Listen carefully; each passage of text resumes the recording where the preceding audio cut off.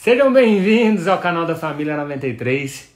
Se você está assistindo esse vídeo no YouTube, já se inscreve aqui no nosso canal. Hoje nós teremos uma live com um especialista de investimento, Lincoln Lobos. Daqui a pouco ele vai estar chegando. E é isso aí. A gente vai fazer um mapa para o investidor, um mapa para quem quer investir. Se você está perdido, se você não sabe qual caminho seguir na hora de investir seu dinheiro, com certeza essa live vai te ajudar. Daqui a pouco nós vamos iniciar aqui, o pessoal está chegando.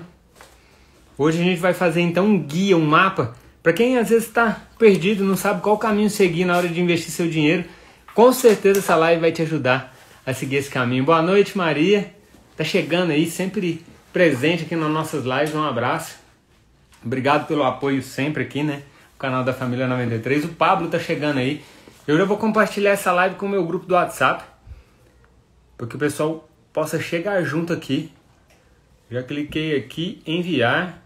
Já vou clicar no aviãozinho aqui também, vou mandar essa live aqui para os meus amigos que estão online, porque esse conteúdo aqui vai com certeza ajudar esse pessoal que quer iniciar os investimentos, que às vezes está desorientado, né? Quem está perdido, tem um caminho para seguir na hora de investir, é muito importante. Então a gente vai ter um convidado especial para poder ajudar a gente a traçar um caminho, encontrar a melhor forma de iniciar essa jornada aí dos investimentos. O pessoal já está chegando aí e daqui a pouco a gente já vai começar a traçar esse mapa aqui para os investidores. Deixa essa garrafinha aqui no chão. E aí, quem está chegando agora, já clica aqui no aviãozinho e manda essa live aí para os seus contatos que estão online, porque daqui a pouco a gente vai iniciar. Vamos traçar esse mapa aí para quem está desorientado. Vai ser como uma bússola. Se você pegar a bússola, ela vai te apontar qual caminho você pode estar seguindo na hora de iniciar os investimentos aí. E com certeza vai te ajudar. Então vamos compartilhar esse conteúdo aqui. Vamos clicar no aviãozinho. Manda para os contatos que estão online aí, para a gente poder trazer mais pessoas para essa live. O leitão de ouro já está ali, ó, ansioso.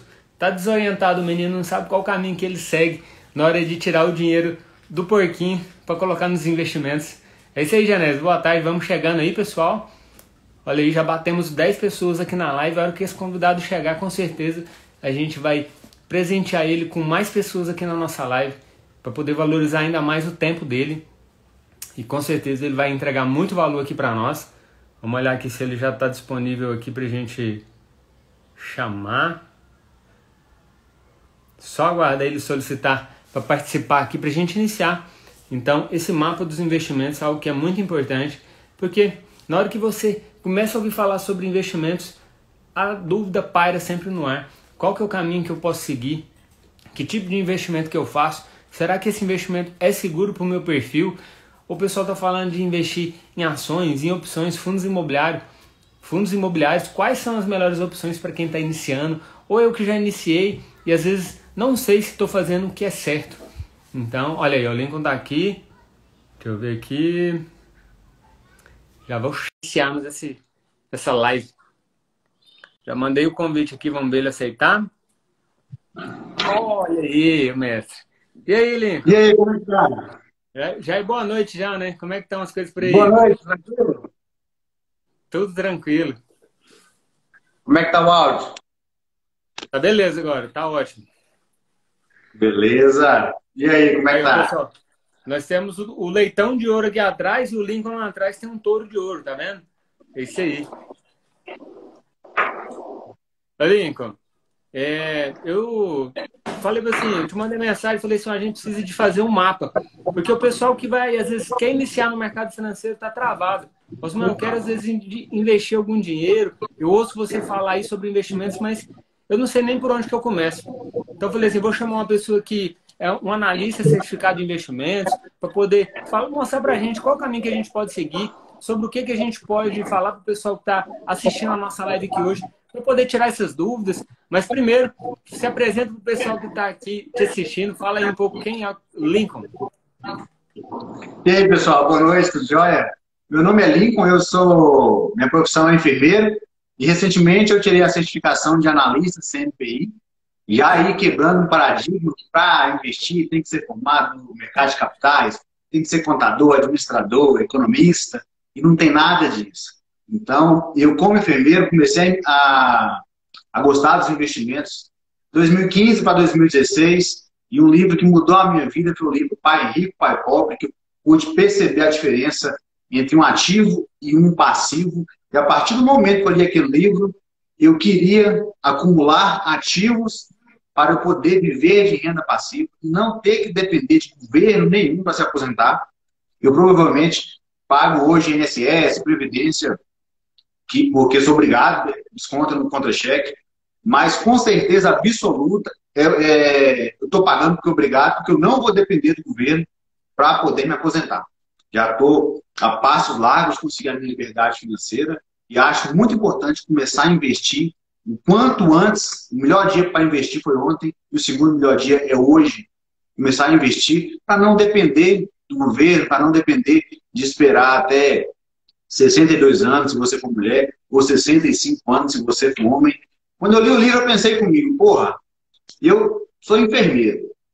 E aí depois ainda foi aprovada a reforma da Previdência. Eu vou ter que dar plantão, dormir fora de casa até 65 anos de idade? Não dá não, não dá. Mas eu tenho que começar a fazer a minha aposentadoria.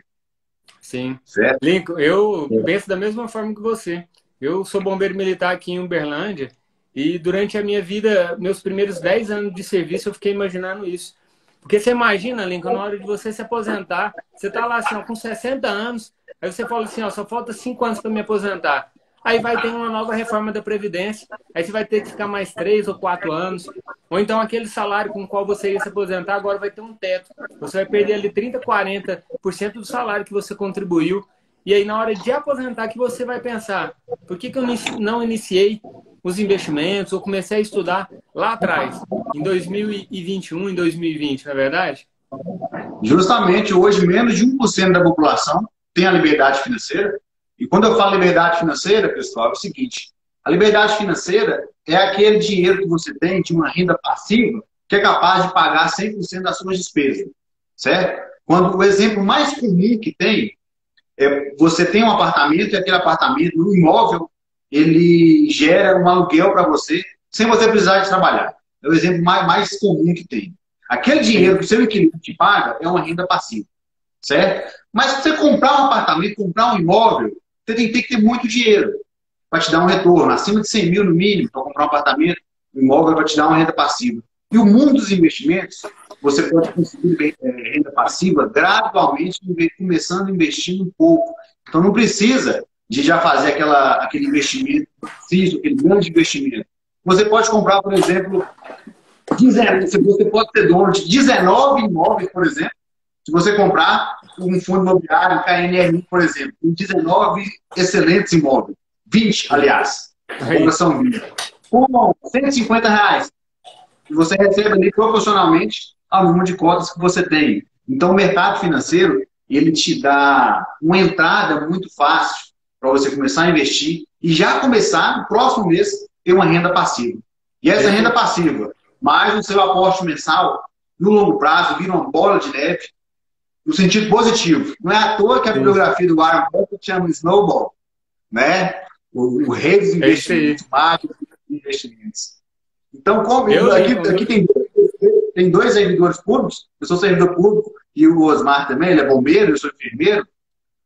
Então, e muitas pessoas que eu converso lá no meu local de serviço, no hospital que eu trabalho, eu já consigo mudar um pouco a mentalidade, começar a investir agora, para não depender de forma alguma do governo.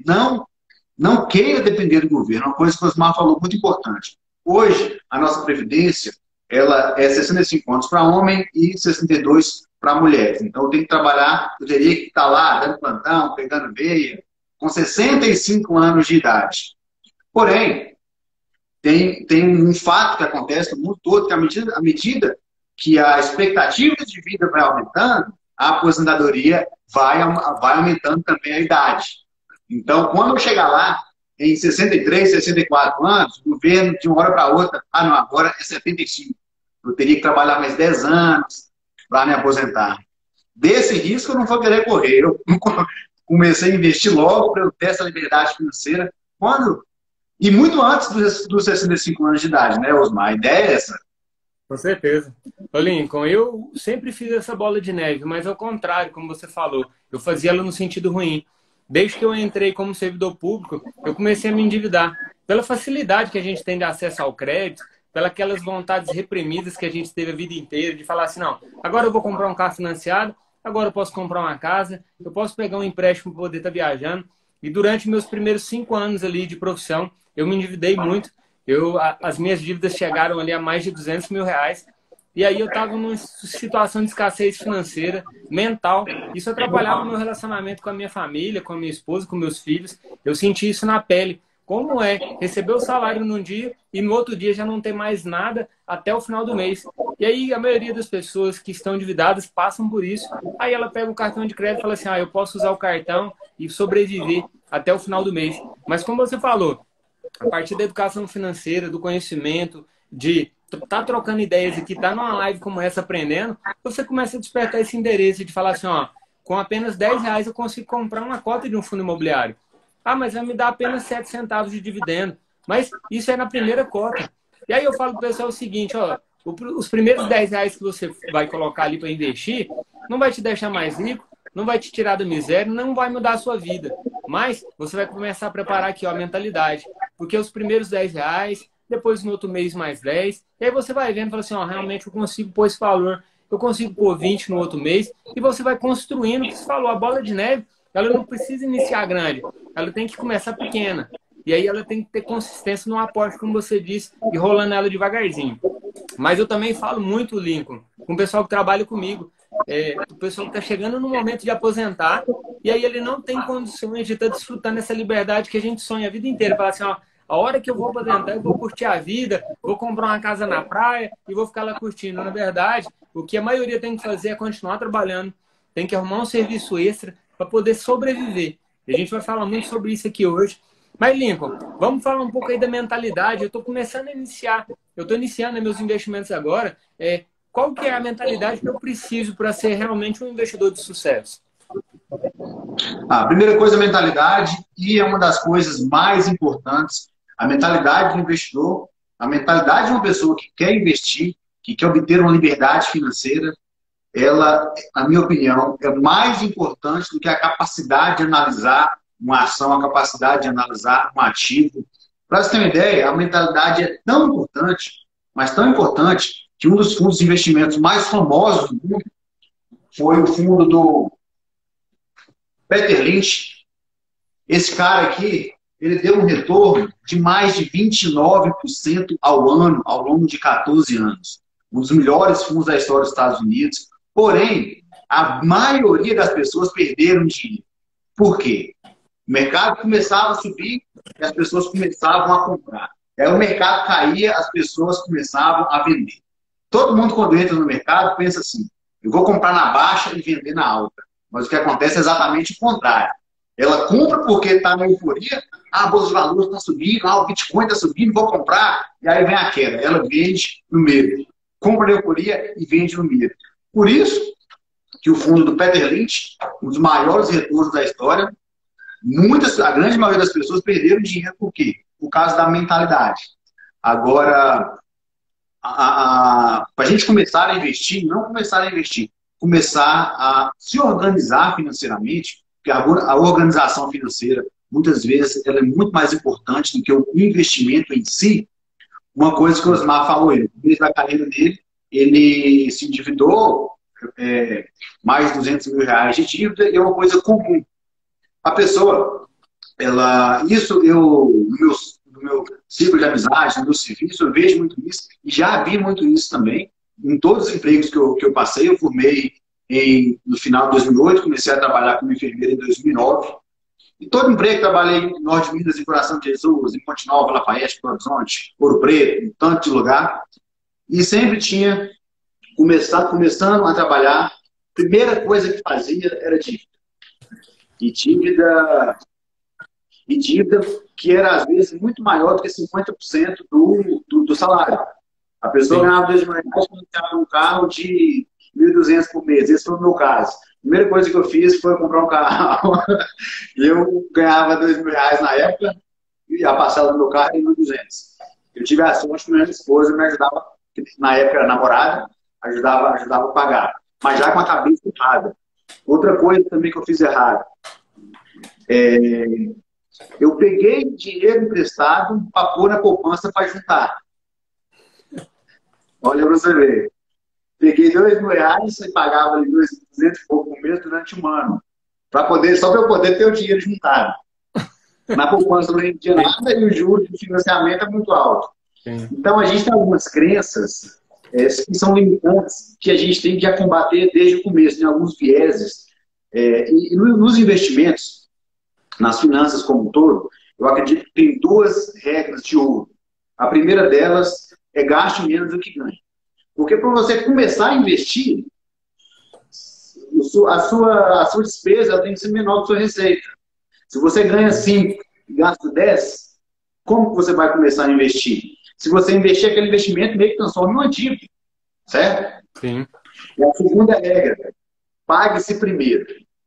Aí muitas pessoas me perguntam, isso, as duas regras do livro Pai Rico, Pai Pobre, foi esse livro que eu falei que mudou completamente a minha forma de pensar. Uma coisa que o Osmar falou também muito importante, como começa ali R$ 10, R$ 20, isso vai te fazer rico no longo prazo? Não, não vai. Mas esse dinheiro, começando a investir aos poucos, ele vai influenciar no nosso hábito, a mudança do hábito. Aquela coisa de fazer vai dar o hábito de investir e parece que depois que a gente começa a investir, a gente quer investir sempre mais. R$ 10 por mês, R$ 20 por mês, R$ 30 por mês não vai te levar a lugar nenhum, mas vai criar o hábito de investidor. E isso é muito importante. Eu comecei com pouco, eu comecei recebendo centavos de dividendos quando eu comecei a investir. No ano de 2016, eu entrei na bolsa, saí da bolsa, achando que era cassino. Em 2017, eu voltei com outra cabeça, com a cabeça de acumular patrimônio no longo prazo.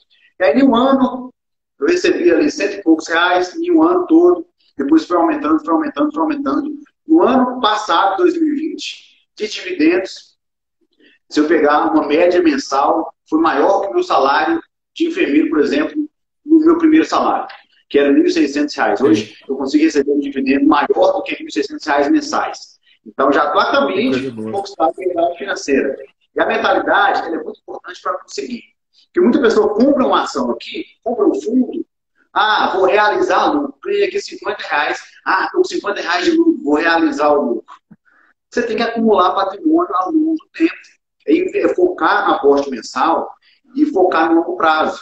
Você não vai, você não vai aceitar uma Magazine Luiza e colocar lá um dinheiro que vai te transformar num milionário da noite pro dia. Isso é pura utopia. Na mentalidade. O pessoal sempre quer, né, Lincoln? As pessoas sempre buscam esse resultado no curto prazo, né? Para poder, eu acho que às vezes se satisfazer, se sentir bem. E quando ela coloca o dinheiro, como você falou ali, ela não tem, às vezes, a paciência de esperar ver aqueles investimentos darem um resultado. E aí eu realizei R$ 50 ali de lucro, mas eu abri mão de ter 150, 200 no próximo ano. E tudo em volta ali da necessidade de ter o ganho real. Eu vejo isso como uma dificuldade do pessoal, principalmente o pessoal, meus colegas de trabalho, meus familiares, quando eles pensam o seguinte, falam assim, mas se eu comprar um terreno aqui é muito melhor porque eu tenho aquele bem palpável. Se eu estou investindo dinheiro, eu não consigo ver onde que está meu dinheiro e muitas pessoas têm essa desconfiança ainda. Mas eu estou comprando o quê? Eu estou comprando uma coisa que eu não consigo pegar, então eu prefiro ter o dinheiro na mão. Mas como você falou, trabalhando a mentalidade, isso vai trazer os melhores resultados. Uma coisa que eu acho fundamental aí, associada à mentalidade, é ter bons influenciadores e ter conhecimento, uma base de dados. Quando eu comecei a estudar sobre investimentos, Lincoln, eu estava lá endividado, mas eu pensei o seguinte, falei, se eu tivesse condições de cuidar bem do meu dinheiro, o dia que eu tiver, eu já não vou precisar de aprender a cuidar dele enquanto eu vou perdendo dinheiro. Eu me preparei antes. E aí eu comecei a estudar. E a hora que começou a sobrar um dinheiro, como você falou, eu consegui reduzir os meus gastos, começou a sobrar um dinheirinho. eu já tinha a mentalidade do que fazer com aquele dinheiro. E por isso que muitas pessoas que, por exemplo, ganham prêmios de Mega Sena, ganham prêmios de Big Brother, acabam perdendo seu patrimônio, porque durante a nossa formação como estudante, nunca ouvi falar na minha escola sobre juro composto, sobre investimento, sobre como cuidar do seu dinheiro, sobre formas de investir. E aí, quando você pega um patrimônio, você recebe uma herança, você não sabe o que fazer com aquele dinheiro. Você vai, vou comprar uma casa e um carro e vou gastar esse dinheiro aqui e eu vou viver, porque eu não sei se eu vou viver até amanhã. E aí acabam abrindo mão de algo muito melhor lá no futuro, né? Verdade. A mentalidade do brasileiro é de se endividar, não pensar no futuro. A pessoa, às vezes, volta com 21, 22 anos, já começa a arrumar um emprego ali de 3 mil reais, 4 mil reais, 5 mil reais, e não pensa em juntar para daqui 30, 40 anos. Certo? Ela pensa em financiar um carro, financiar um apartamento, se endividar. Às vezes o carro, a casa, é o sonho dela. E as pessoas também têm que colocar o peso, né? Não é só poupar, deixar de viver, deixar de gastar com lazer. Uma coisa muito importante, quando a gente tem que dividir o nosso orçamento, é dedicar uma parte para lazer, porque aquilo vai dar gasto para a gente querer conseguir, para a gente querer juntar mais dinheiro, para a gente querer aumentar os nossos aportes. Mas a grande maioria das pessoas se endividam a ponto de chegar que 60%, 70% da sua renda ela vai estar comprometida com dívidas. E em nenhum momento pensa em começar a investir, começar a comprar todo mês ali. Quando entra, já quer ficar olhando a cotação para ver se vende um lucro de 10, 20 reais. E essa mentalidade ela é essencial para começar a investir, que é acumular patrimônio no longo prazo. Investir todos os meses, focar em aumento da sua renda, passar o tempo que você tem, em vez de ficar olhando cotação de ação no computador, análise gráfica, querendo fazer day trade. Algumas pessoas não querem isso, tá? A grande maioria perde. O meu foco no meu canal, e do Osmar também, é aprender a investir para conquistar a liberdade financeira. Né? E a grande maioria dos investidores bilionários, eles são investidores de longo prazo. Warren Buffett, Peter Lynch, Bill Gates, eles têm posições em empresas. Lincoln, chegou no momento da minha vida de endividamento que quando eu ouvi a primeira vez falar de reserva de emergência, eu achava que é algo completamente fora da minha realidade. Eu imaginava, como você falou assim, como é que eu vou ter ali, às vezes, 6 meses do meu gasto mensal acumulado, se eu não consigo passar nem de um mês para o outro sobrando dinheiro. Mas eu vejo que foi uma das coisas que me deu mais liberdade. Eu olho, às vezes, com uns olhos melhor para a minha reserva de emergência do que para os investimentos, porque é a reserva de emergência que, no caso de meu filho adoecer, do meu cartão na oficina, como está estragado essa semana, eu estou tranquilo de poder dormir sem me preocupar. Falar assim, será que eu vou ter dinheiro para buscar um pão amanhã cedo na padaria? Será que eu vou ter que vender uma ação que eu tinha para poder colocar gasolina no carro? Eu acho que esse é um dos passos. E o primeiro, para mim, um dos mais importantes, que vai dar mais liberdade para quem sonha com essa liberdade financeira de ser um investidor de longo prazo. A reserva de emergência, ela, em uma escala que eu montei, em uma aula que eu fiz, a reserva de emergência, ela já é um nível de liberdade financeira. Porque imagina, você tem uma despesa de 5 mil reais mensais. Você, sua esposa, seus filhos, a despesa de sua casa é 5 mil reais mensais.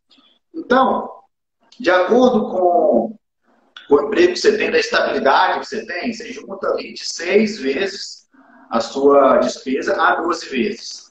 Se você quer juntar 6 vezes, você vai ter que ter 60 mil reais, aliás, 30 mil reais, certo?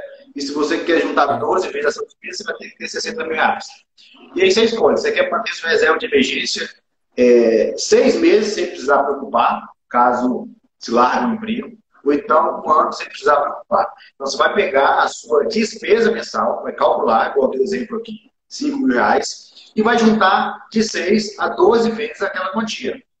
E como eu estava falando na aula que eu faço sobre reserva, sobre liberdade financeira, a reserva de emergência ela já é um grau da liberdade financeira. Porque imagina que em uma situação hipotética, você está cansado do seu serviço, você tem uma qualidade que você acha que vai dar certo em algum serviço, você fala assim, não, eu vou deixar 6 meses aqui sem trabalhar, que eu vou fazer o que eu realmente gosto. Você tem uma liberdade financeira durante 6 meses. Então, a reserva, ela é um nível na escadinha de liberdade financeira. Então, a liberdade financeira começa ali quando você gasta mais do que você ganha. Então, você está no nível -2, -1. E depois você equilibra. Você gasta o mesmo tanto que você ganha. E aí depois você consegue gastar menos do que você ganha. Então, você sobe mais um nível. E aí depois você faz a sua reserva de emergência. E aí você já está no outro nível. Você tem uma liberdade financeira temporária. A sua reserva de emergência ela te dá uma liberdade financeira temporária e também evita que, em uma situação de emergência, você precise desfazer de um ativo de longo prazo. Igual o exemplo do não precisar vender a ação. A partir do momento que você tem a sua reserva de emergência e já começou a ter outros investimentos, sua liberdade financeira vai aumentando. E aí a sua renda passiva vai aumentando e, de certa forma, um dia após alguns anos investindo, a sua renda passiva ela vai chegar a ser igual à sua despesa. Então, se sua despesa era 5 mil, só de renda passiva você vai ter 5 mil. Então, o livro Pai Rico, Pai Pobre, esse é o índice 1 da riqueza. É quando a sua renda passiva ela fica igual à sua despesa. Aí você já não precisaria trabalhar mais. Mas não é o ideal. O ideal é que a sua renda passiva seja maior que a sua despesa. Aí, da sua renda passiva, você pague 100% da sua despesa e ainda sobre para você reinvestir. Tá? E como eu falei, pessoal, a renda passiva é um aluguel de um imóvel que você tem, é um dividendo de uma ação que você tem, é um dividendo de um fundo imobiliário que você tem, é um cupom de uma debênture que você tem, é um cupom de um título de cupom semestral do Tesouro Direto, é todo aquele rendimento que cai na sua corretora que você não precisa trabalhar. Automaticamente, ele está caindo lá. Então, esses são os livres, em uma hora que eu faço, de liberdade financeira. E como o Oswaldo falou, começar pela reserva de emergência é essencial. E te dá uma certa liberdade financeira. Te dá uma liberdade de você poder dormir tranquilo. Se acontecer alguma coisa, eu não preciso vender nada. Eu tenho a minha reserva de emergência. Lincoln, eu acho maravilhoso isso aí. É como você falou, é um degrau que você vai subindo por vez. Porque a gente sonha e pensa com a liberdade financeira lá na aposentadoria ou daqui a alguns anos de não precisar trabalhar. Mas cada vez que eu vou subindo um degrau, eu me sinto realizado. Eu vejo que o que eu estou fazendo está fazendo sentido e que eu estou evoluindo. E às vezes o pessoal sonha tanto, eu quero largar meu trabalho, mas pense em subir degrau por degrau, faça o jogo do progresso. Primeira reserva de emergência. Você concluiu sua reserva, aquilo ali já é uma vitória. Hoje, eu, com certeza, ali dos meus colegas, pessoas do meu convívio, eu acho que, assim, 80% não tem essa reserva de emergência. Então, você já está na frente dessas pessoas. E aí, depois você vai subindo degrau por degrau. Faço meus primeiros aportes em renda variável, recebo aqueles dividendos, como você falou no início lá. No primeiro era centavos. Aí, depois, no próximo ano, já são dezenas, são centenas, e vá evoluindo aos poucos, porque o mais importante, eu estava lembrando aqui do livro estava vendo ele até lá atrás, lá na prateleira lá do Joel Greenblatt, A Fórmula Mágica. O importante é você estar conquistando a sua liberdade e desfrutando a vida. E aí você tem que desfrutar ao lado daquelas pessoas que você ama. Eu vejo que eu, por exemplo, invisto e eu estudo educação financeira e tento passar isso para que as pessoas consigam desfrutar da família. Eu, durante a minha escassez financeira, eu não tinha intimidade com a minha esposa, nem com meus filhos. Era assim, sempre irritado. E hoje eu consigo ter uma mentalidade de tocar meu dinheiro, cuidar bem dele, estar buscando novas fontes de renda e estar desfrutando da vida ao lado deles. Isso é maravilhoso. Lincoln, e aí a gente vai subindo degrau por degrau aqui no nosso mapa do investidor, no mapa para investir. Depois que a gente formou a nossa reserva, na sua visão aí, na sua ideia, o que seria o próximo passo para a gente dar aqui como investidor? Começar a investir nas outras classes de ativos, né? A gente tem aqui no Brasil a renda fixa. Nesse momento, a nossa renda fixa, de forma geral, está pagando muito pouco, perto da inflação. Então, eu não digo você colocar a renda fixa em títulos que têm prazo de resgate. A renda fixa, hoje, a minha, por exemplo, está toda em liquidez. Eu prefiro ter liquidez e segurança do que rentabilidade. Não tem sentido nenhum você colocar uma renda fixa, seu dinheiro ficar travado, por exemplo. 1 ano e vai te pagar 150% de CDI. O CDI é 1,9, certo? 150 dias é 1,9 vezes 1,5, né? Vai dar ali aproximadamente 3, né? Então, não tem sentido. Você perde uma coisa que chama custo de oportunidade. Você deixar o seu dinheiro travado Então, renda fixa hoje, para mim, é liquidez diária e o Tesouro Selic, ou o CDB que paga 100% de CDI. E também tem um título do PicPay, eu acho que paga 210 do CDI, e é liquidez diária também. Então, o mais importante na renda fixa hoje, no atual momento que a gente está vivendo, na taxa de juros baixa, é ter liquidez e segurança. A tendência da nossa taxa de juros agora é aumentar. Provavelmente já vai aumentar para 2,5% na próxima reunião do Copom, Sim. porque a inflação nossa está aumentando bastante.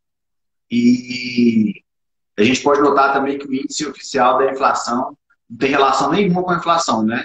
O IPCA aumentou 4%, mas uma feira de R$ 500 no supermercado um ano atrás e R$ 500 hoje, você não compra nem metade. Então, o nosso índice aumentou 4%, a nossa inflação oficial, que é a medida pelo IPCA. A nossa inflação está muito mais pelo IGPM. Então, dando sentido. E aí, a partir do momento que a gente faz a nossa reserva de emergência, o ideal é começar a migrar para outras classes de ativos de acordo com o seu perfil de investidor. No perfil de investidor, é aquele apetite para o risco que o investidor vai ter. O investidor mais agressivo, ele consegue ver aquela oscilação no mercado e não se importar tanto. Esse investidor ele pode ter mais renda variável. Renda variável são ações, são fundos imobiliários. O investidor mais conservador, ele vai ter mais renda fixa mesmo. Ele prefere segurança e liquidez do que própria rentabilidade. Sim. O PicPay, falando aí, o PicPay 210% de CDI. Sim. E ele tem liquidez, que é muito importante. Renda fixa hoje é liquidez. Sim. Seguindo os degraus aí de investimento após fazer a reserva de emergência e migrando para outros tipos de investimento, como eu falei, e sempre com cautela. Como diz o Warren Buffett, nunca testar a fundura do riacho com os dois pés. Sim, se você, por mais que você faça uma análise lá na corretora e seu perfil seja agressivo, e você quer ter 70% de renda variável, comece aos poucos. Comece com 5%, com 10% e tenha como objetivo chegar naquele 70%. Um excelente ativo para começar a investir em renda variável são os ETFs. Quando você compra um ETF, por exemplo, você não compra uma empresa, você não precisa escolher uma empresa. Você pode ir lá e comprar um pacote. A gente tem um ETF aqui da nossa bolsa, que é o BOVA11. Quando você compra o BOVA11, você está comprando um pacote com aproximadamente 70 ações. Então, com cento e poucos reais, você está comprando ali Vale, Petrobras, Bradesco, VEG, Engie, várias ações, umas 74 aproximadamente. Excelente forma de começar a investir na renda variável. ETF, fundo imobiliário também, que é menos volátil. Por mais que você fale, eu sou um investidor arrojado, eu comecei agora, mas eu fiz meu perfil e meu perfil é arrojado. Gente, quando a gente vê, na prática, o nosso dinheiro perdendo valor contábil, porque uma coisa é perder real quando você saca. E aquela perda ali que você vê no computador, aquela é uma perda contábil. Você não perdeu. Você vai perder só se você resgatar. Comece aos poucos na renda variável. Comece com 5%, como eu falei, 10%, e vai aumentando aos poucos. Porque quando vir lá na frente uma nova crise, e você vê você perdendo 20% do seu capital investido em ações, por exemplo, em um dia, você vai vender. Você vai vender com certeza. Então comece a subir nos degraus, fundos imobiliários, ETFs, ações, aos poucos. Sim. Fez a reserva de emergência, comece a diversificar a sua carteira de investimento nas diversas classes de ativos que a gente tem. Entendeu? Sim. Então, eu estava dando uma olhada, por exemplo, no Boletim Focus, agora do mês passado. A previsão deles é que já no final do ano a taxa Selic chega até 3,75% ou 4%, devido ao que você falou. A inflação vai aumentar daqui para lá e eles vão ter que corrigir a inflação para poder controlar isso aí. E tem uma pergunta aqui do Pablo, eu já vi vários vídeos sugerindo, né?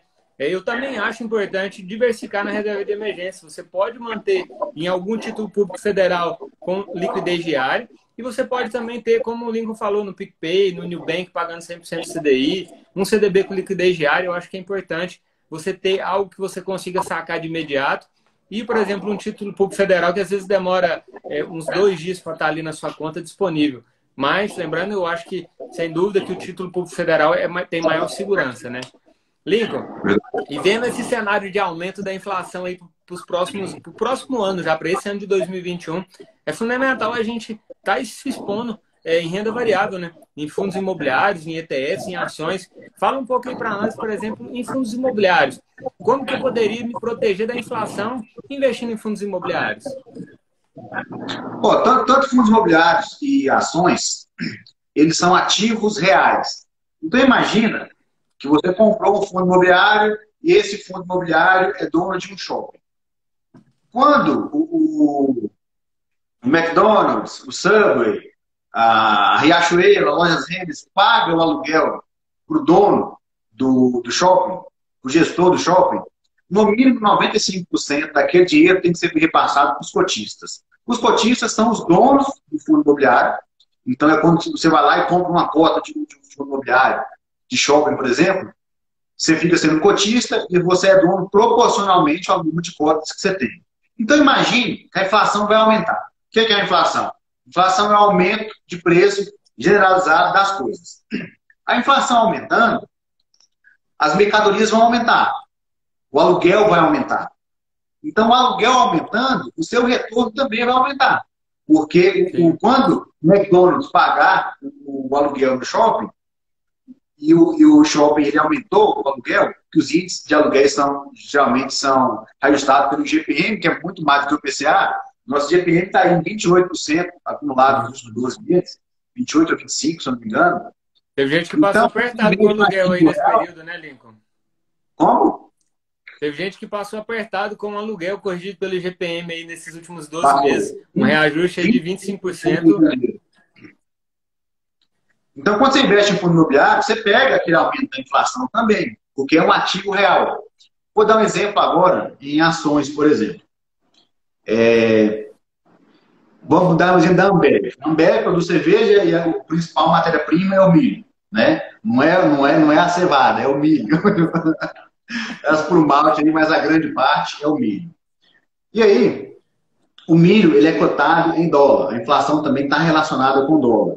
Então, se você é acionista da Ambev, certo? A Ambev, ela vende cerveja. O dólar aumentou e o milho é um commodity, ele é cotado em dólar.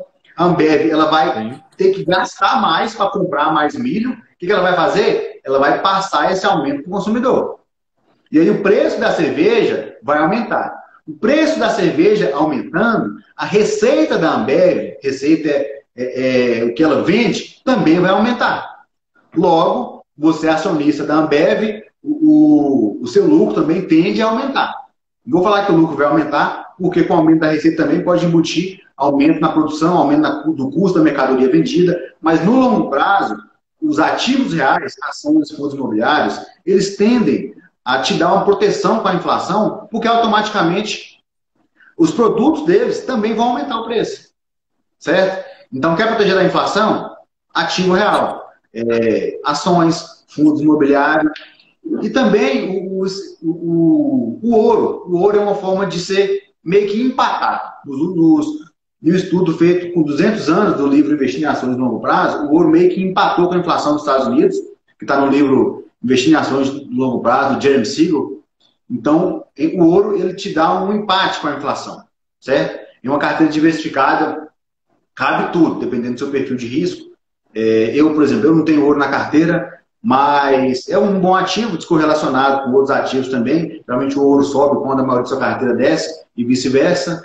Então, quando você compra ativo real, esse ativo real ele te protege da inflação mais do que os títulos públicos do governo, que são vinculados ao IPCA, mas você pode notar que o IPCA ele é o nosso índice oficial da inflação, mas, na verdade, ele não reflete a inflação real. Sim, o IPCA nos últimos 12 meses aumentou 4%.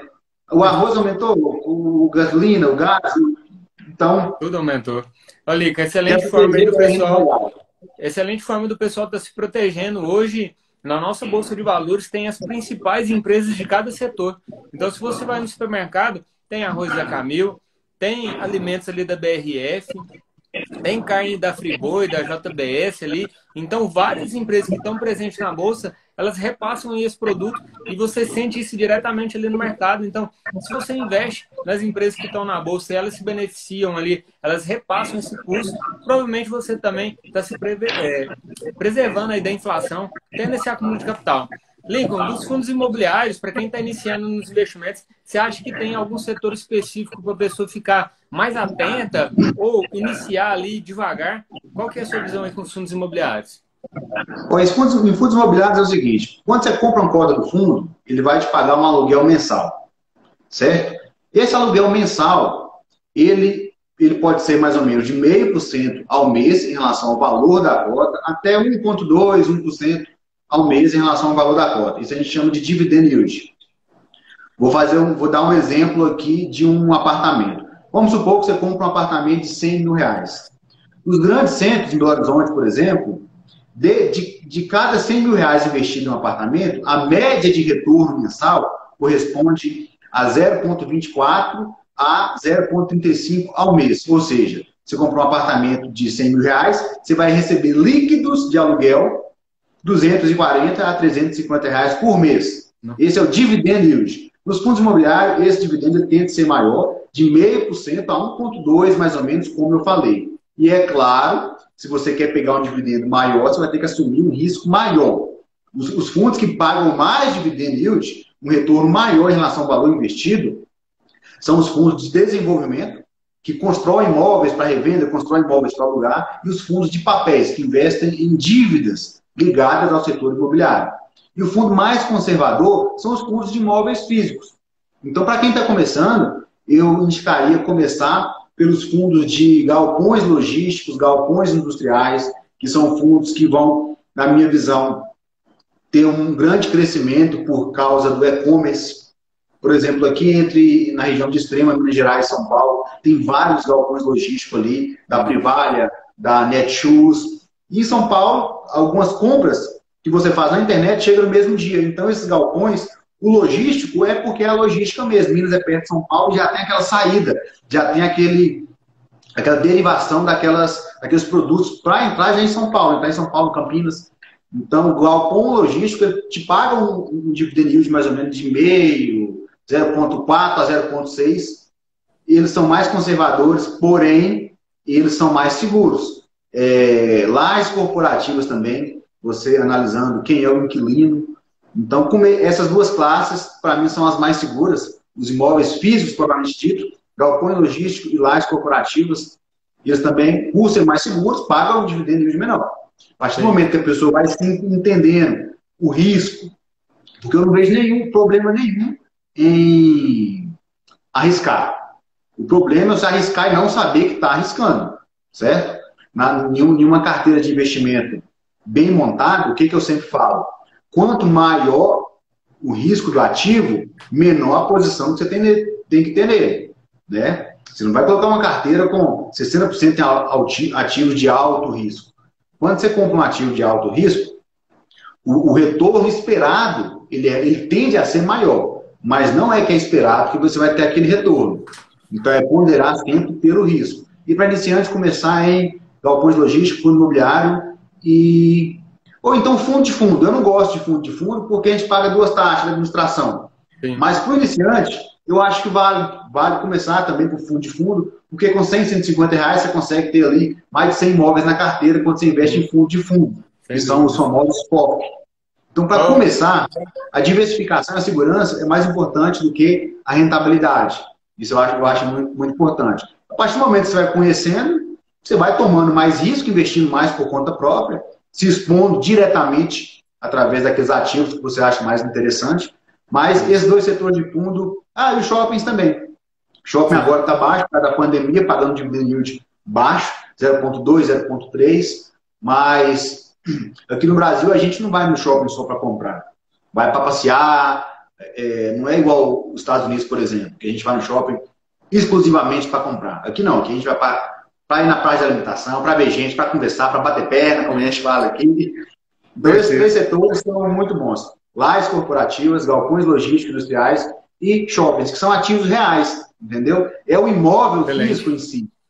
A partir do momento que começou um pouquinho de risco, comece a investir em fundos de desenvolvimento, em fundos de papel, e é isso.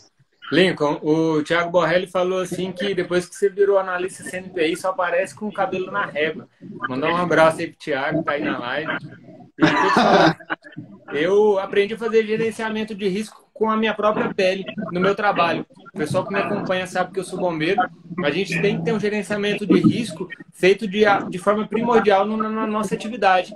Porque se eu estou numa situação de risco e uma pessoa precisa de atendimento, se eu ultrapassar aquele limite ali do risco, eu vou colocar a vida daquela pessoa em risco e a minha também. E trazendo os investimentos, é que o Lincoln falou. Você não vai colocar o seu dinheiro além do limite do risco que você aceita. Porque você corre o risco da ruína, de perder o seu dinheiro, de ficar devendo na corretora. Então, é algo que realmente pode tirar o seu sono. Então, fazer esse gerenciamento de risco é algo fundamental. E se expor aos poucos. E, de acordo com o que você for evoluindo de conhecimento, de mentalidade, sim, assumindo um pouco mais de risco, buscando esses ativos aí que trazem uma remuneração um pouco maior. Mas sempre ali, como o Lincoln falou, de forma bem controlada, uma exposição pequena. Lincoln, aí a gente saiu dos fundos imobiliários, agora eu já estou de olho aqui, ó, o Leitão também já está de olho nas ações. O que a gente tem que analisar? Como que a gente inicia um estudo? Eu, por exemplo, vou mostrar aqui, ó, eu estou aqui com um produto aqui, ó, que não sai do meu pé e todo mundo usa. Havaianas são produtos que fazem parte realmente do seu dia a dia, no qual você pode ser sócio. Hoje, por exemplo, uma ação não é nenhuma recomendação, uma ação da Havaianas, da Alpargatas, custa menos do que um chinelo. Aqueles chinelos que tem decorado de Simpson, que estão custando quase R$ 50. Então, são produtos que fazem parte do seu dia a dia, que você tem essa possibilidade de investir. Mas o que a gente pode falar para o pessoal que está assistindo aqui? Um mapa para a pessoa poder olhar para o investimento em ação e estar dando esses primeiros passos. Para a pessoa que está começando, começar por ETFs, eu acho primordial. Porque, como eu falei, quando você compra o ETF, você está comprando um pacote. Você não está comprando uma ação só, certo? E quando a pessoa começa, geralmente, foi o que aconteceu comigo, e é o que acontece com a maioria das pessoas, a pessoa começa comprando uma ação por indicação. Uma indicação do vídeo que viu no YouTube, uma indicação de algum relatório de casa de análise. Eu não vejo problema nenhum com indicação. O grande problema é quando você aceita 100% daquela indicação sem analisar, sem saber fazer uma análise. É uma coisa muito comum quando você está no banco e seu gerente te fala assim,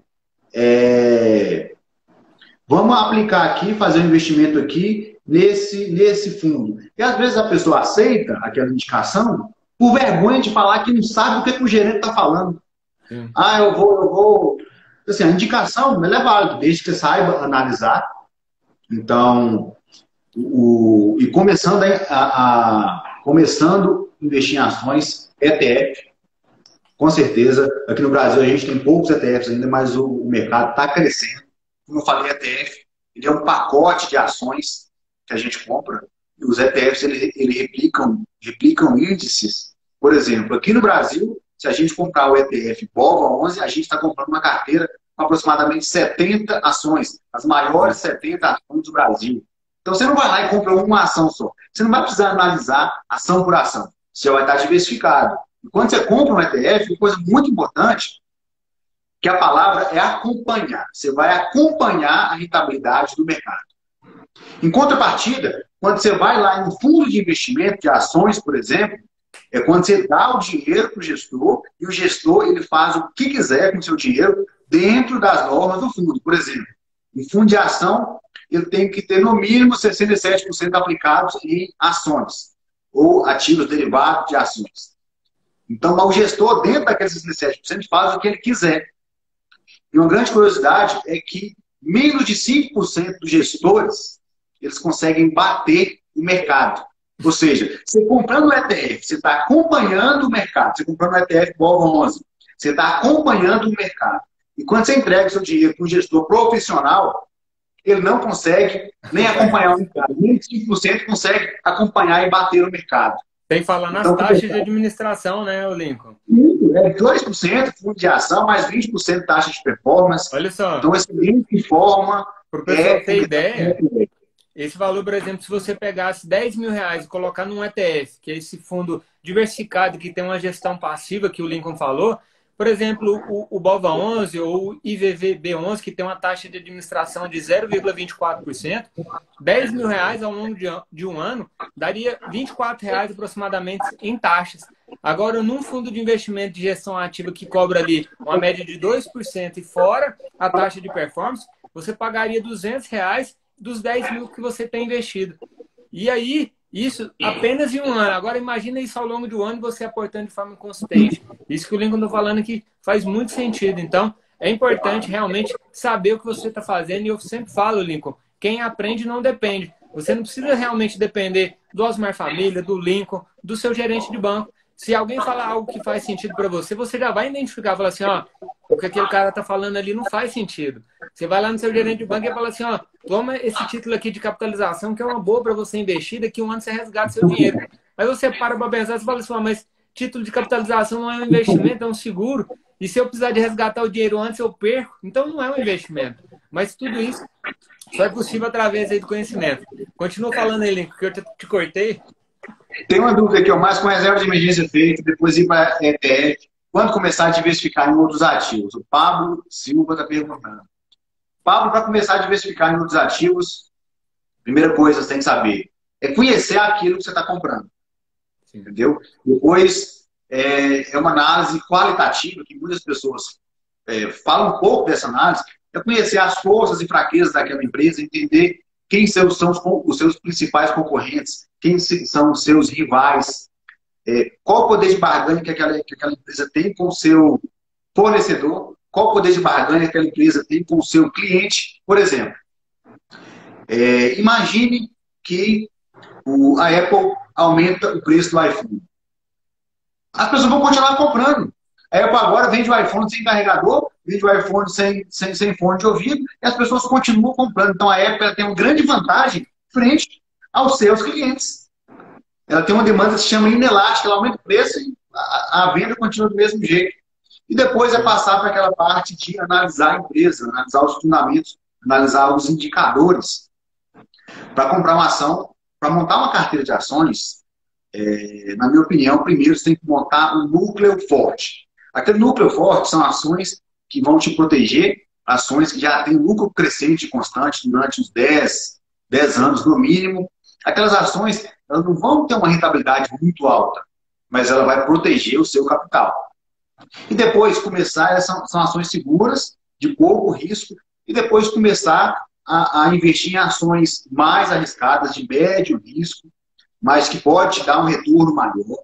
E aí depois, por último, aquela porcentagem pequena da carteira, começar a investir em empresas realmente que estão numa situação complicada, empresas que estão no prejuízo, que podem, se elas fizerem um turnaround bem feito, que é sair do prejuízo e ir para o lucro, ela pode realmente explodir sua cotação. Igual aconteceu com o Magazine Luiza alguns anos atrás. Ela estava em situação de prejuízo, fez um turnaround, reestruturou a empresa, começou a dar lucro, e aí no longo prazo não tem outra. A cotação acompanha o lucro. A primeira coisa é entender o ativo, montar uma carteira sólida, Pablo.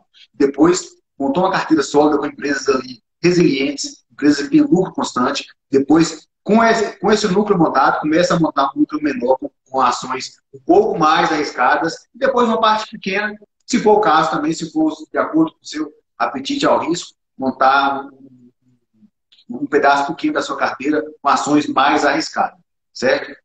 Então, quanto mais segura a ação, maior o peso que ela tem que ser na sua carteira. Quanto mais arriscada, menor o peso que a ação tem que ser na sua carteira. Lincoln, isso que você falou aqui, eu estava lembrando aqui o jeito Peter Lynch de investir. Ele fala sobre isso, né? Falou assim, ó, os fundamentos da empresa e a cotação da empresa vão se alinhar no longo prazo. Agora, uma coisa que eu vi essa semana, um gráfico, por exemplo, pegou as empresas dos últimos 10 anos aqui no Brasil que não dão lucro e as empresas nos últimos 10 anos que dão lucro. A performance das empresas que dão lucro é muito acima das empresas que não dão lucro. E como você falou, eu acho que é uma questão, para mim, inicial para montar esse núcleo, como você falou, empresas que são lucrativas. Porque se você quer iniciar nos investimentos já focado naquelas empresas que estão em prejuízo, empresas que estão na possibilidade de reverter essa situação, você tem que entender que aquilo ali é algo mais arriscado, que pode realmente levar um tempo maior. Você tem que estar disposto a aguardar esse tempo. Agora, investindo em empresas lucrativas, em segmentos consolidados, setor perene na nossa bolsa, você já tem uma resiliência para iniciar os investimentos, né? Verdade. E as empresas mais perenes na nossa bolsa, que tem um lucro constante, dá para a gente escolher o próprio setor. Por exemplo, o setor de energia elétrica. É um setor perene, que tem lucros constantes, setor de saneamento. São serviços que sempre vão ter demanda. bancos, setor financeiro. E agora a gente tem os setores cíclicos, que são ligados a commodity. Por exemplo, o petróleo, o minério de ferro, então, de construção civil. São setores que vão crescer de acordo com a economia, de acordo com o crescimento da economia. São setores cíclicos, e aí você tem que saber em que momento você entra no ciclo. Então, começou a investir também, começa montando aquele grupo com empresas perenes. Empresa perene é uma empresa que mantém uma receita ali mais ou menos igual, crescente, dependente do ciclo econômico. Lógico que quando tiver um período de baixa do ciclo econômico, ela vai cair um pouco a sua receita, mas não é uma queda acentuada igual uma empresa cíclica, uma empresa de commodity, por exemplo, como a Petrobras. O petróleo abaixar, o preço da ação desaba. O petróleo subir, no caso do Brasil, o preço da ação desabou também por causa de interferência governamental. Então, e aí você também poupar ser sócio do governo. Tem algumas empresas que tem um governo como sócio majoritário. Eu também não vejo problema nenhum em investir em empresas desse tipo, mas sempre sabendo o risco que você está correndo, sempre sabendo que pode acontecer de uma interferência governamental, a ação desaba. Não tem jeito. Os investidores, eles não gostam de interferência governamental, porque isso significa menor lucro. Intervenção governamental é sinônimo de menor lucro e maior prejuízo. Sim, Nico. E outra, as empresas governamentais, o sócio majoritário é o governo. Então, ele quem vai, em momentos ali oportunos ou inoportunos, como foi no caso da Petro, vai interferir e vai falar assim, ó, o que a gente quer é o melhor para o nosso interesse, vai acabar direcionando o caminho da empresa para o lado que favorece ele, às vezes não a dos outros acionistas, né? Mas como você falou, tem uma exposição mínima, razoável ali dentro de cada classe. É possível você ter essas empresas com participação estatal ou empresas que estão, como por exemplo, o pessoal comentou ali agora há pouco, Oi, Cogna, ações que estão sempre sendo comentadas, sendo uma pequena exposição, eu não vejo problema nenhum nisso. Lincoln, e com esse cenário de aumento da taxa de juros, você vê algum setor desses que a gente comentou sofrendo mais com essa possibilidade de aumento dos juros reais aí? Bom, o que eu acho que vai sofrer mais são as empresas que têm uma dívida. A gente tem que olhar muito a dívida da empresa. Às vezes a empresa está no setor, mas tem uma dívida controlada. Porque muitas dívidas da empresa, elas são pós-fixadas. Ela depende da taxa Selic. Então, por exemplo, se a gente abrir lá o balanço patrimonial da empresa, a gente vai lá a dívidas.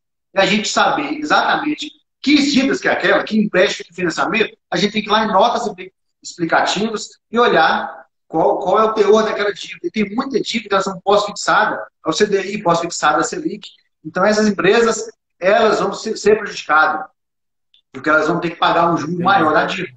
Assim como algumas empresas foram beneficiadas quando a taxa Selic caiu. Então, são empresas geralmente mais alavancadas, setores cíclicos, são setores que têm uma dívida mais alavancada. Essas são as que serão mais prejudicadas. E se a pessoa começou a montar uma carteira de ação, ela também já deveria saber disso, já deveria aceitar correr esse risco. Então, a gente tem que olhar mais de empresa para empresa, analisar a dívida da empresa que é pós-fixada, vinculada à taxa Selic e o CDI. Sim. Pessoal, quem está aí na live e ainda não segue o Lincoln, clica aqui no nome dele aqui em cima e segue ele, porque o cara é analista certificado, alguém que realmente você pode dar ouvidos aos ensinamentos que ele está passando aqui, por exemplo, nessa live. Lincoln, eu... Do CE, tem o CE, né? Tem o CE, eu tirei agora em janeiro também, seguindo ali orientações do mestre lá, o professor Tiúlio, né? Ele falou, Osmar, faz a especialização, começa pelo CEA e você vai galgando, como a gente falou nos investimentos, depois uma próxima certificação, um CNPI ou um CFP, o que realmente você te atrair e que você possa estar ajudando seus seguidores. Lincoln, eu gravei um vídeo para o meu canal no YouTube ontem, né? Postei ontem, falando da influência de pessoas que acabam comprando ações ou fazem investimentos influenciada aí por alguém na internet ou por aquela roda de amigos, aquelas ações queridinhas. E aí no vídeo eu comentei sobre a situação da Itaúsa. Teve gente que comprou a ação e às vezes acabou perdendo dinheiro porque não sabia exatamente o que estava falando. No vídeo eu não estou falando se a Itaúsa foi um mau investimento ou não. O grande problema, na minha opinião, é não ter sua opinião formada e não saber o que você está falando, né? de realmente falar assim, ó, eu vou comprar essa ação sabendo qual que é a situação daquela empresa, você falou aqui, conhecer os fundamentos, saber qual que é o caminho dela. E qual que é a sua opinião aí para o pessoal na hora de ouvir alguém falando sobre um investimento, sobre uma ação, ou às vezes até que no Instagram, no YouTube, para filtrar essas informações? Assim, eu acho que, como eu já falei, eu não vejo problema nenhum na indicação propriamente dita. Ah, no seu gerente te indicar. Eu acho que a gente tem que ter uma noção básica de investimento, no mínimo, para aprender a analisar aquele investimento. O seu gerente de banco te ofereceu um fundo de previdência privada do seu filho e fala que seu filho, fala assim, ó, seu filho vai ter uma renda vitalícia depois de tantos anos, ou então ele pode resgatar quando ele fizer 18 anos, mas aí você não sabe analisar qual aquele fundo vai render de acordo com o quê? Aquele fundo vai estar com qual taxa de administração, por exemplo. Eu tenho um colega, ele é militar também, ele estava me falando que estava pagando previdência privada para a filha dele, e aí depois ele mandou o relatório, era vinculado à taxa Selic, era pós-fixado referenciado a Selic, que é 2% ao ano, e a taxa de administração 3% ao ano. Ou seja, se ele tinha investido lá 100 mil reais em um ano, esses 100 mil reais iria para 102 mil reais. Só que a taxa de administração ia pegar 3% desses 102 mil reais, quer ver? Deixa eu fazer uma conta rápida aqui, quanto que ia dar. Ele investiu 100 mil reais, tinha 102 no final de rentabilidade, porém, quando ele fosse resgatar, ia ter 98,90. Perdeu o dinheiro. O grande problema da análise, da indicação, é a pessoa não ter o mínimo discernimento de analisar aquele investimento, certo? Indicar pode. Por exemplo, eu já comprei alguns ativos por indicação, mas depois que eu fiz um estudo, eu falei assim, ó, não é que é bom mesmo?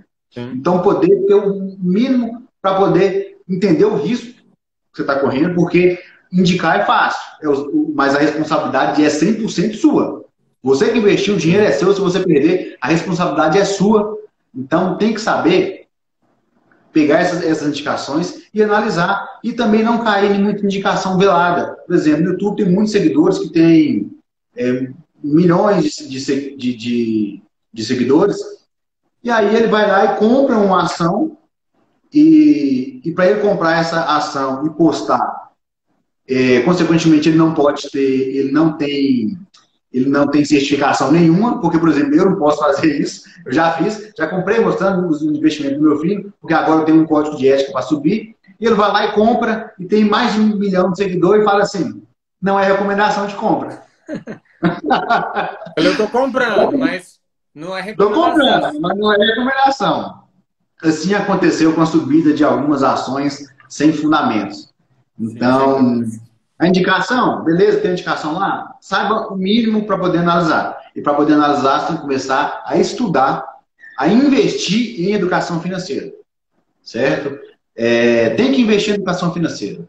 E é um investimento barato. É um investimento barato. Uma faculdade, por exemplo, uma faculdade de economia, uma mensalidade de mais de R$1.000, você sai de lá sem saber sobre investimentos. Sim. Essa é a pura verdade. Você sai de uma faculdade de contabilidade sem saber fazer investimentos. Se você quiser aprender sobre investimentos, você tem que aprender por conta, aprender com algum curso, aprender em uma coisa focada em investimento. Sim. Entendeu? E aí sim você vai ter uma capacidade de analisar a indicação. Como eu falei, já comprei várias empresas por indicação, mas depois que eu recebi a indicação, eu estudei o ativo. Sim. Certo? Então, é isso. Eu agradeço aí o seu tempo, sua disposição de estar aqui, passando esses conhecimentos, foram muitos códigos pesados aqui. Pessoal, eu vou deixar essa live salva lá no nosso canal no YouTube. Depois, se o pessoal quiser, me manda um direct, eu passo o link para você assistir com mais tempo lá e poder assistir até na televisão.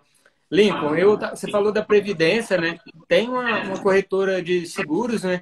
Que tem taxa zero de carregamento para quem quer fazer uma Previdência. Porque às vezes você pode bater ali no seu imposto de renda, você tem alguma vantagem, e às vezes faz sentido para você ter uma pequena exposição ali. Então vale estar estudando, não seguir realmente, por exemplo, meu gerente do banco me ofereceu, mas a taxa de previdência do banco às vezes tem uma taxa de carregamento, igual você falou, de 2,5%, 3%, até 4%. Então é importante a gente estar aprendendo. Quem não tirou o print, pessoal, tira um print. Eu vou desativar aqui os comentários para o pessoal fazer o print aqui. E marcar o Lincoln e Osmar Família, ó. Tira o print e marca a gente lá nos stories, eu vou repostar todos. Eu agradeço aí, Lincoln, pela disposição, pelo tempo. Eu aprendi, peguei vários códigos aqui que com certeza vão me ajudar e ajudar o pessoal que ficou aqui na live até o final, viu? Eu agradeço mais uma vez aí de coração. Eu agradeço, Osmar, pelo convite, muito bom. Vamos marcar mais live aí para a gente passar um pouco de educação financeira, que é muito importante aqui no Brasil. 1,5%, 2% da nossa população investe na Bolsa de Valores. Nos Estados Unidos, isso é 56%.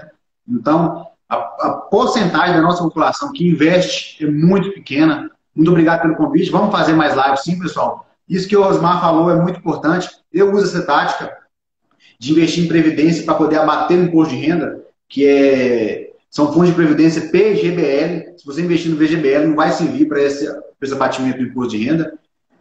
Mas saber também analisar. Sim. Analisar qual é o fundo de previdência PGBL que você está entrando.